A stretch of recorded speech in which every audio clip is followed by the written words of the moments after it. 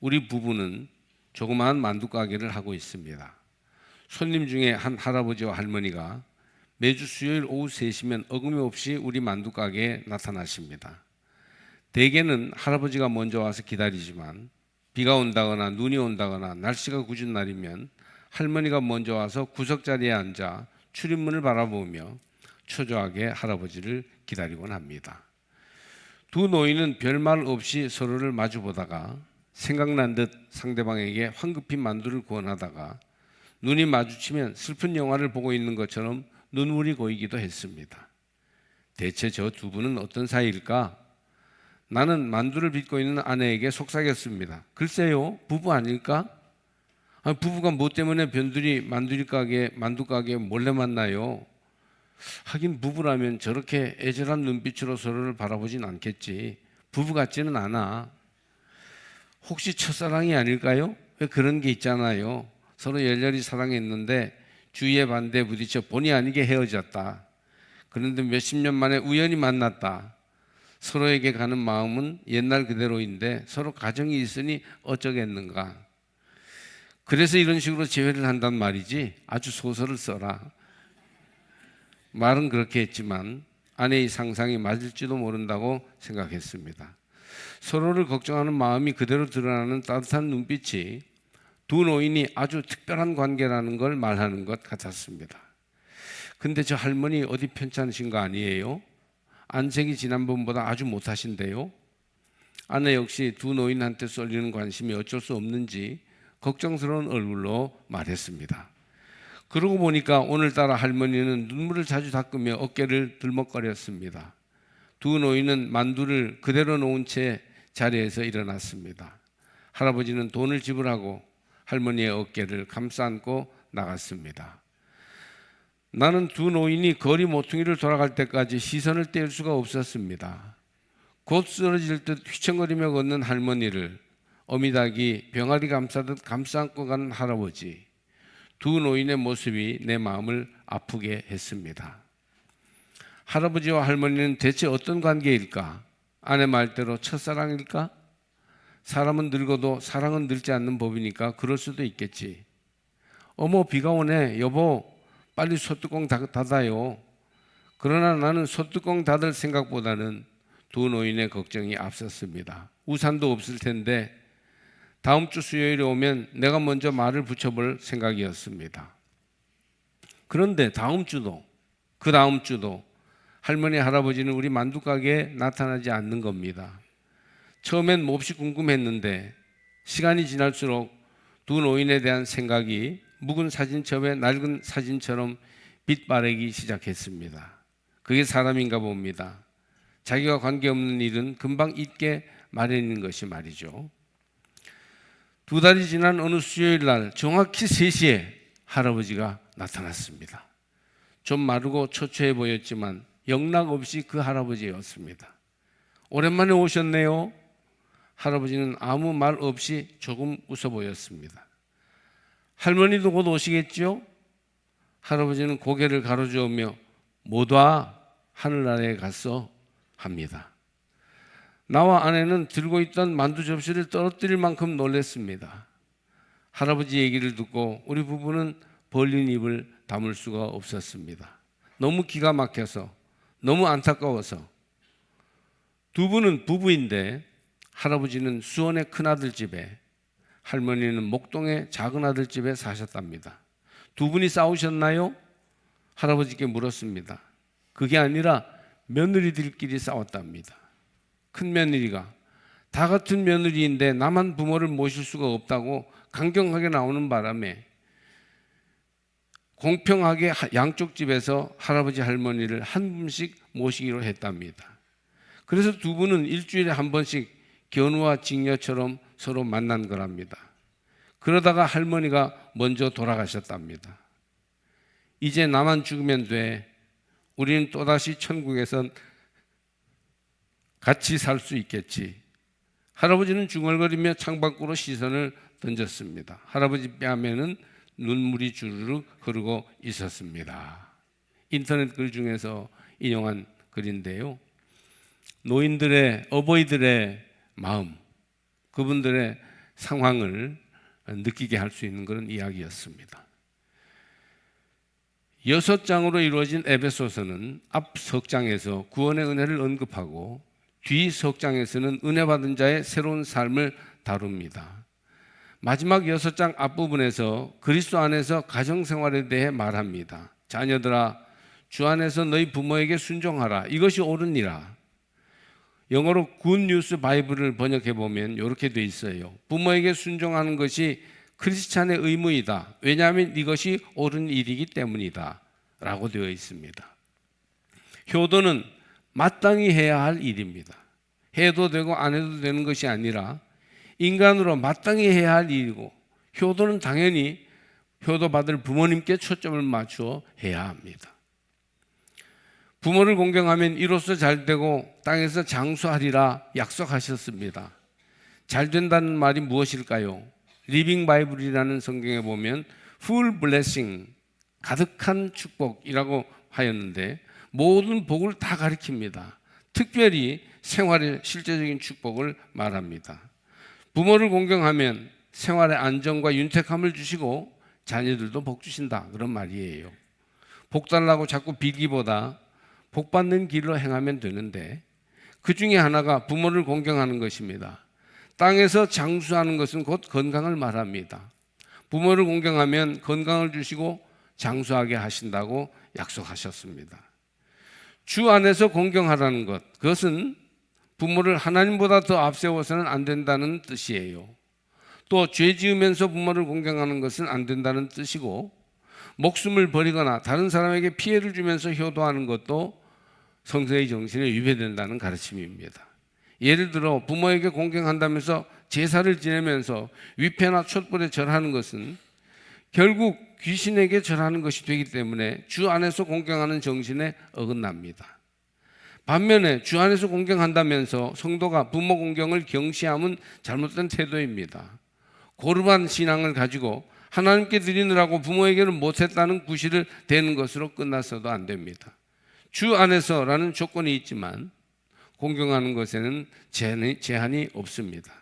옛말에 제 새끼 사랑하는 것에 반만큼만 부모에게 하면 효자상 100번 타고 효자문 세우겠다 하였으니, 오늘날 사람들이 부모에게 얼마나 소홀한지를 반성해야 합니다.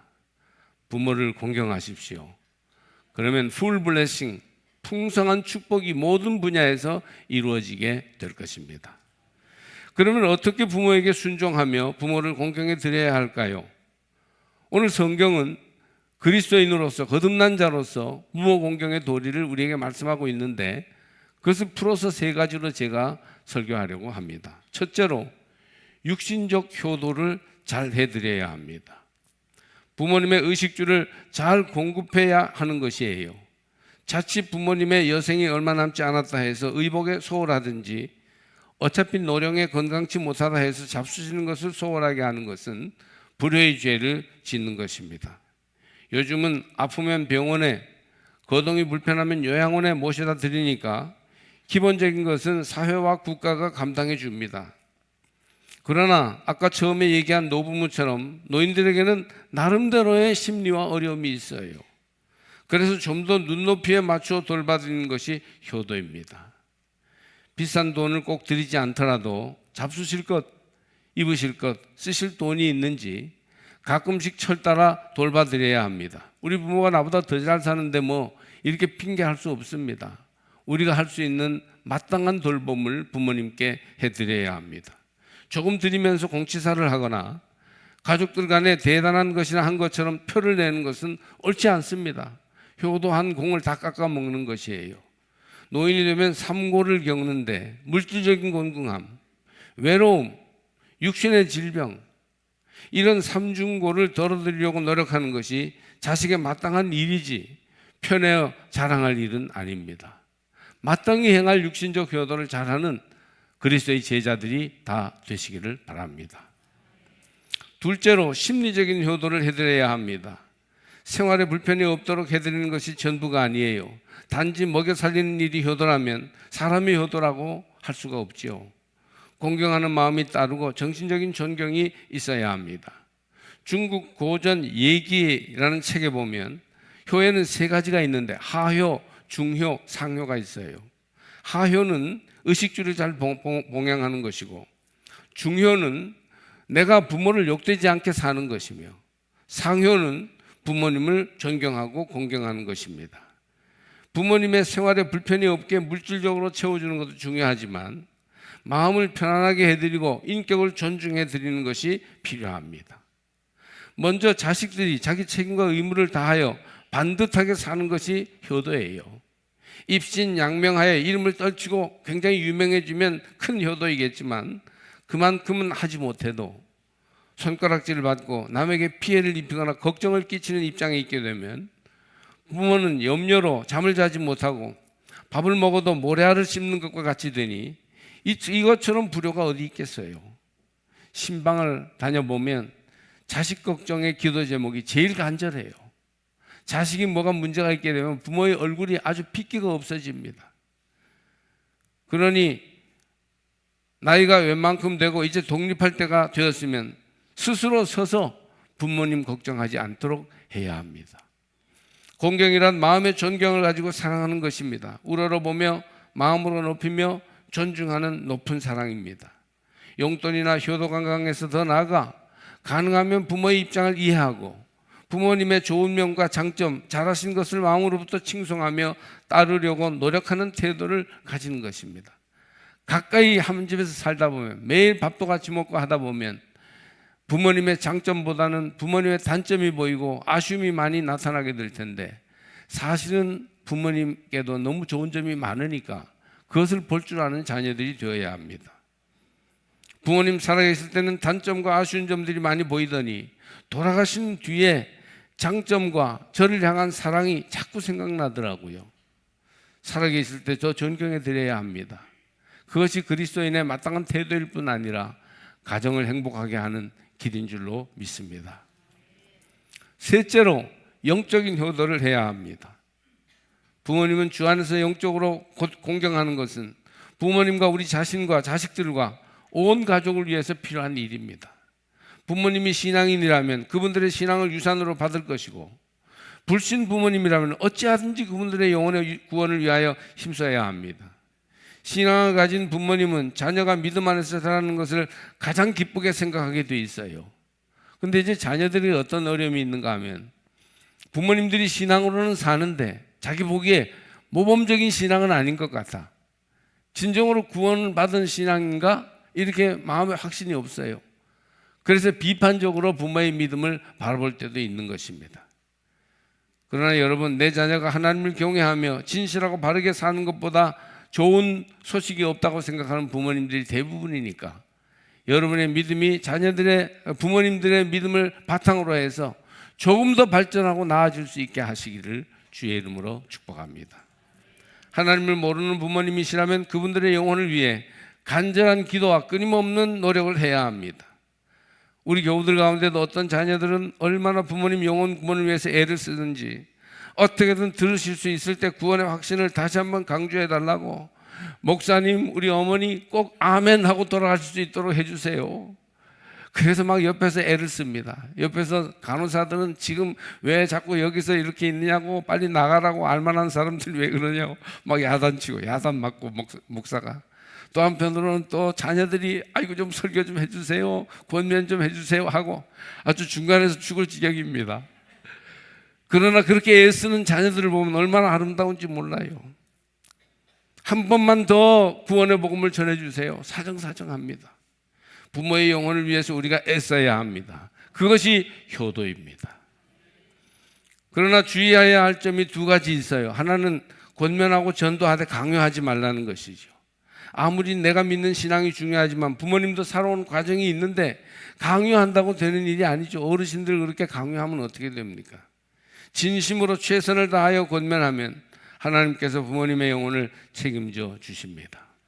둘째는 믿음을 받아들이기 어려워하셔도 부모님이 끝까지 냉담하실 수 있어요. 그래도 부모님이 잘못이라도 한 것처럼 정죄해서는 안 됩니다. 부모님의 인생관과 가치관을 존중해 드리면서 하나님의 사랑을 전하기 위해서 우리는 눈물로 기도해야 하고 생활로 모범을 보여서 기쁨을 드려야 하며 기회 있을 때 자연스럽게 복음을 제시해야 합니다. 그리고 하나님께 우리의 부모님의 영혼을 위하여 기도해야 할 것입니다. 감리교 목사님이고 원주제일교회에 담임하고 계시면서 동부연회 감독을 역임하신 윤춘병 목사님이 계셔요. 그분이 작사하시고 캐나다 토론토 큰빛교회에서 목회하시고 동요와 성가를 많이 작곡하셨던 작곡가 박재훈 목사님께서 작곡하신 어머님 은혜라는 노래가 있죠. 낳으시고 기르신 어머님 은혜를 이렇게 노래하고 있습니다. 어머님 은혜, 윤춘병 작사, 박재훈 작곡. 높고 높은 아들이 하늘이라 말들 하지만 나는 높은 게 또 하나 있지. 낳으시고 기르시는 어머님 은혜, 푸른 하늘 그보다도 높은 것 같아. 넓고 넓은 바다라고 말들 하지만 나는 넓은 게 또 하나 있지. 사람 되라 기르시는 어머님 은혜, 넓은 바다 그보다도 넓은 것 같아. 사람들이 이 노래에 대해서 많이 모르는 사실이 하나 있어요. 원래 이 어머님 은혜는 3절로 이루어진 노래이고 어린이 찬송가에 맨 먼저 올랐던 노래입니다. 3절은 신앙적인 내용이라고 교과서에 실릴 때 빼고 실려서 사람들이 그 3절은 부르지 않습니다. 3절은 이렇게 되어 있어요.